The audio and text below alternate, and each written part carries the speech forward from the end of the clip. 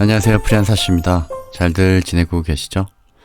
최근에 장이 꽤나 많이 올라와서 좋은가 싶다가도 저처럼 계좌에 2차 전지가 없는 분들은 아마 포모를 많이 느끼실 겁니다. 시간은 길고 우리의 자산은 소중하기 때문에 너무 동요하시거나 행여 추격 매수를 하지 마시고 우리의 템포로 우직하게 투자하시기를 기원합니다. 사실 너무 마음이 흔들리는 게 사실이지만 이렇게 말씀드리면서 저도 꾹 참습니다. 그럼 오늘 공부 한번 시작해 볼게요. 오늘은 HFR 공부 시리즈를 좀 이어가 보도록 하겠습니다. 지난번 영상에서 5G 산업의 전반적인 공부를 좀 해봤고요. 오늘은 HFR의 본업에 대해서 공부해보는 시간을 가져보도록 하겠습니다. 공부를 해보니까 통신장비 그리고 산업이 용어부터 처음 접하는 투자자들에게는 정말 어려운 산업인 것 같습니다. 그래도 하나하나 알아가는 마음으로 공부해 보도록 하겠습니다. 오늘 공부의 목표는 작년 11월에 발표했던 IR 자료 전체를 이해해 보는 것으로 정하고 한번 출발해 보도록 하겠습니다. 가능하겠죠? 그럼 가볼까요? 첫 번째는 회사 개요입니다. 한번 쓱 보고 지나가려고 했는데 지분 구조 중에 일본 NEC의 자회사인 NECIC가 있습니다. 이 투자는 일본 프라이빗 5G 사업을 위한 것으로 명시되어 있는데요. 이 부분 한번 살펴보도록 하겠습니다. 넥사는 시총 50조 수준의 기업으로 세계에서 세 번째로 PC를 상용화했던 기술력 있는 기업입니다. 넥사의 자회사인 내식은 네트워크 장비와 시스템을 주요 사업으로 영위하고 있으며 22년 매출은 10조 수준이고 회사는 금년 5G 관련 매출을 1000억 정도로 잡고 있습니다. 이 5G의 큰 영역이 첫 번째는 지역 5G 네트워크이고 두 번째가 HFR에 투자한 이유인 인빌딩 로컨 5G입니다. HFR의 장비를 활용해서 인빌딩 5G를 구축할 경우 기존 와이파이와 유사한 수준의 비용으로 구축이 가능하기 때문에 5G 속도나 초저 지연성 등을 생각한다면 굉장히 경제성 높은 옵션이라고 할 수 있겠습니다. 그러면 HFR의 어떤 부분이 강점인지 연계해서 하나씩 살펴보고 공부해 보도록 하겠습니다. 먼저 그림을 보시면 5G 코어라고 되어 있는 부분이 전체적인 제어와 데이터를 전송하는 부분입니다. 여기 RU라고 되어 있는 부분이 라디오 유닛인데 기지국 안테나의 기능을 하고 있어 여기서 주파수를 통해 각 단말기에 데이터를 전송한다고 심플하게 이해하시면 되겠습니다. 뒷부분에서 용어 정리를 하면서 조금 더 자세하게 살펴보도록 하겠습니다. HFR의 인빌딩 5G의 장점은 하나의 CU와 DU, 제어 분산 장치입니다. 많은 RU, 그러니까 기지국을 탑재하고 있는 것이 강점입니다. 내시계 장비에는 4개 정도의 안테나가 들어가지만 HFR 장비에는 약 24개의 안테나가 들어가기 때문에 고가의 CU, DU를 줄여 비용을 절감할 수 있습니다. 특히나 많은 벽과 바닥으로 이루어진 건물 내에서는 많은 수의 RU가 확보되어야만 효율적으로 로컬 5G 환경을 구축할 수 있게 됩니다. 여기 모르는 용어가 정말 많은데 시작부터 정말 공부할 게 많은 것 같습니다.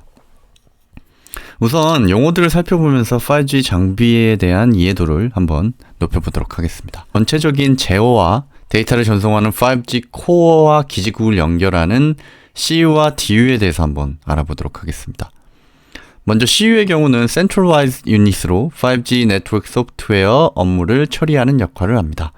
운영체제와 같은 역할로 이해하시면 되겠습니다. DU의 경우는 CPU, 메모리지, 스토리지 등 하드웨어를 활용해서 데이터를 수신하고 데이터를 전송하는 기능을 가지고 있습니다. 동시에 네트워크 제어와 서비스 제어 기능도 가지고 있습니다. 컴퓨터에 해당하는 역할을 한다고 보시면 되겠습니다. 다음은 ORAN입니다. 여기 기지국과 유저의 단말기, 이 영역이 RAN 영역입니다. RAN은 Radio Access Network의 약자이고요. 여기에 오픈을 붙여서 ORAN으로 불리고 있는 겁니다. 기존의 RAN 구성은 통신장비 한 업체가 소프트웨어와 하드웨어를 독점적으로 구성하면서 가격 협상력이 높아 비용이 많이 들었습니다. 하지만 업체 간 얼라이언스를 바탕으로 한 ORAN 시스템에서는 범용의 서버 장비에 업체별로 소프트웨어를 별도로 구성해서 사용이 가능해졌기 때문에 이로 인해서 다양한 제조사의 장비들을 선택하고 또 호환이 가능하게 되었습니다. 이로 인해서 투자비가 줄어들고 그 수준이 현재 대비 최대 60% 이상 절감이 된다고 알려져 있습니다. 이런 오픈랜 시스템이 이면에는 정보 안보의 중요성과 신냉전 시대가 전개되면서 중국 화웨이의 독주를 막고자 하는 미국과 유럽의 전략도 포함되어 있는 것으로 판단됩니다. 다음은 MUX입니다. 멀티플렉싱, 즉 다중화를 일컫는 용어인데요. 데이터 전송 자체를 효율적으로 하는 방법으로 두 통신 지점의 지점 간에 저속의 데이터를 별도의 채널로 나눠 전송하지 않고 하나의 전송로에 고속으로 보내는 방식을 말합니다. 예를 들면 여러 사용자들에게 다양한 주파수 대역으로 음성 데이터를 통합하여 전송하여 비용 절감, 효율성 제고, 설비 단순화, 안정성 확보 등의 장점을 갖게 됩니다. RU는 앞서 설명드린 대로 기지국의 안테나 역할을 수행하게 되고 무선 신호를 생성, 수신하는 역할을 합니다. 프론트홀은 DU와 기지국을 연결하는 구간의 장비를 말하고 반대로 백홀은 기지국과 5G 코어망 간의 무선 데이터 전송을 제공하는 장비를 일컫는 말입니다. 여기까지 내식의 지분 투자 이유와 그 과정에서 몰랐던 용어에 대해서 한번 살펴봤습니다. IR 자료로 들어가서 다시 살펴보시죠. 회사의 히스토리 파트입니다. 2000년 설립 이후 집시스를 인수하여 브로드밴드 사업에 진출하였습니다. 집시스는 여기 보시는 것처럼 브로드밴드 장비를 제조하는 회사입니다. 그 이후로 세계 최초 4G YDM 프론트홀 상용화 이후 5G 영역까지 사업을 영위하고 있습니다. 여기 엔텔스는 네트워크 운영 관리 회사이고 CC웰은 플랫폼 사업 등을 영위하고 있습니다. 지역 커버리지 쪽을 살펴보면 2016년 이후 본격적으로 한국 시장에서 글로벌 시장으로 사업 영역을 확대한 것을 알 수 있습니다. 다음은 고객사와 파트너입니다.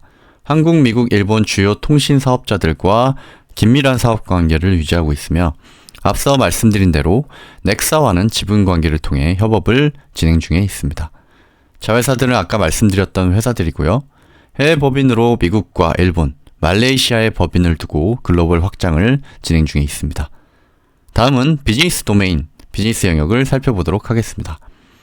앞에서 공부한 용어들도 많이 보이지만 그래도 한눈에 들어오는 건 모르는 장비의 용어인 것 같습니다. 다시 한번 인내심을 갖고 차근차근 공부해 보도록 하겠습니다. HFR의 사업 영역은 크게 모바일 액세스, 브로드밴드, 즉 유선 인터넷이죠. 그리고 프라이빗 5G로 나뉘어집니다. 우선 모바일 액세스 쪽부터 살펴보면 일단 여기 COT라고 하는 집중국에서 WDM 혹은 패킷 방식으로 데이터를 전송하게 되고 이는 셀 사이트에서 기지국을 거쳐 단말기로 데이터가 전송되게 됩니다. 단말기라 하면 저희가 쓰는 스마트폰이 되겠죠. 이 과정에서 기지국의 RU, DRU, RRH 등 안테나 역할을 하는 장비들이 필요하고 이는 단말기나 건물로 데이터를 전송하게 됩니다. 인빌딩 쪽을 보면 DAS라고 건물 내부에서 무선 신호를 분산시켜서 안정적인 통신을 제공하는 장비가 있고요. RF 리피터 같은 경우에는 기지국에서 받은 무선 신호를 증폭하는 장비입니다. DRU는 무선 주파수를 전기 신호로 변환하여 광 케이블로 전송하는 역할을 하게 됩니다. 여기서 나온 개념 중에 하나가 통신 방법이 WDM과 패킷 두 가지로 나뉘어지는데요. WDM 방식은 앞서 설명드린 다중화 방식 중 하나로 광섬유의 넓은 주파수 영역을 이용하여 여러 주파수대의 신호를 동시에 전송하는 방식입니다. 제가 챗 GPT에게 한번 패킷 방식과의 차이점에 대해서 확인을 좀 해보았는데요. 요약하자면 WDM은 광섬유, 광파장, 전송 속도가 빠른 특징이 있고 패킷은 작은 패킷으로 분할하여 전송하는 개념이며 안정성이 높은 것이 특징입니다. 여기서 패킷의 크기는 전송되는 데이터의 종류와 전송 방식, 그리고 사용하는 프로토콜에 따라 달라지기 때문에 상황에 따라 조금씩 달라지는 단위라고 이해하시면 되겠습니다. 다음에는 인터넷 영역과 프라이빗 5G 영역으로 넘어가 보도록 하겠습니다. 여기 보시는 OLT가 중앙 집중형 제품으로 약 3,000명 정도의 가정에 인터넷 서비스를 제공할 수 있는 제품이고요. FWA라는 용어는 무선 통신이긴 하지만 모바일이 아니고 움직이는 개념이 아니고 고정되어 있는 공간에서의 무선 통신을 말합니다. 이후에 여기 오른쪽에 보시면 프라이빗 5G에서도 나와 있는 개념입니다. 여기 나와 있는 ONT는 가정에 있는 단말기, ONU는 아파트 지하에 있는 연결 장비로 이해하시면 되겠습니다. 와이파이 역시 가정에 있는 와이파이 제품이고요. 상대적으로 모바일에 비해서는 인터넷 쪽이 이해하기가 쉽네요. 프라이빗 5G 영역의 앞부분에서 대부분 개념에 대해서 한번 짚어봤었고요. 여기 코어는 CPUP 이렇게 되어 있는데 이 그림 기억나시죠? 코어 부분의 UP가 유저 플레인, CP가 컨트롤 플레인입니다. 왜 비행기라고 지었는지는 제가 잘 모르겠지만 그렇게 좀 나눠지고요. 잘 아시는 것처럼 어플리케이션을 보면 조금 소규모 단위의 지역과 건물에서 상용화된다고 나와 있고, 여기 인터넷 영역의 MDU 같은 경우는 하나 이상의 주거 단위가 있는 건물을 말하는 용어입니다. 멀티 드웰링 유닛이라고 지금 나와 있고요. 약자가 정말 너무 많네요. 그럼 HFR이 실제 판매하고 있는 장비를 한번 살펴보겠습니다. 문득 봐도 A부터 Z까지 거의 모든 제품이 있는 것 같습니다. 거기다 운영 소프트웨어까지 정말 턴키, 토탈 솔루션 관점에서 설치가 가능한 포트폴리오 같습니다. 여기 파이데나는 NAS, 즉 네트워크 애저 서비스를 지칭하고요. NAS를 블록체인 기반으로 제공하고 수익을 얻는 비즈니스 모델인 것 같습니다. 저는 개인적으로 이렇게 사업 영역을 보면서 궁금했던 것은 왜 자동차 통신 모듈은 하지 않을까라는 부분입니다.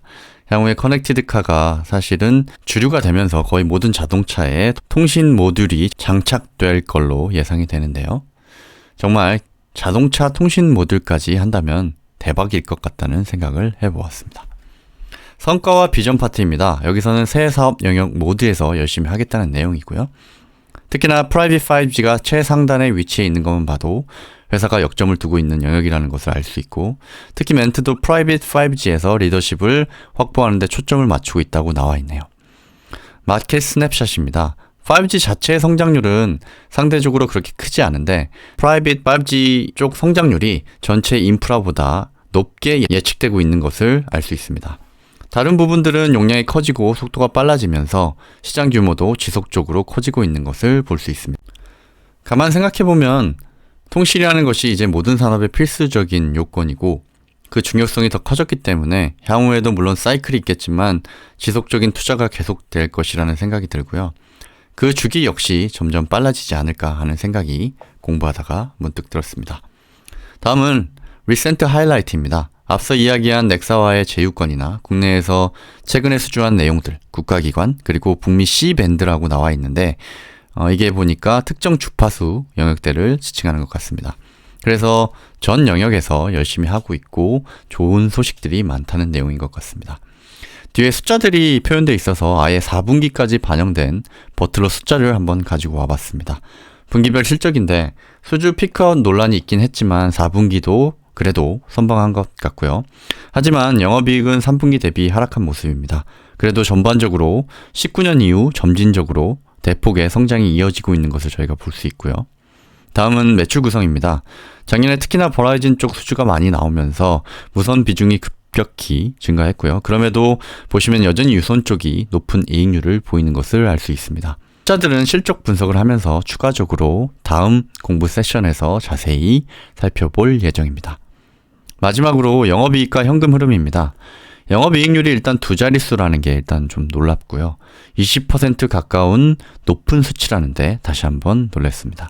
소위 국내 벤더사라고 하면 독점 기술을 가진 기업이 아니고서는 20% 수준의 영업이익률을 보이기 힘든데, 다음 시간에 경쟁 우위를 살펴보면서 이러한 영업이익률이 정말 합당한 수준의, 그리고 지속적으로 누릴 수 있는 영업이익률인지 한번 살펴보도록 하겠습니다.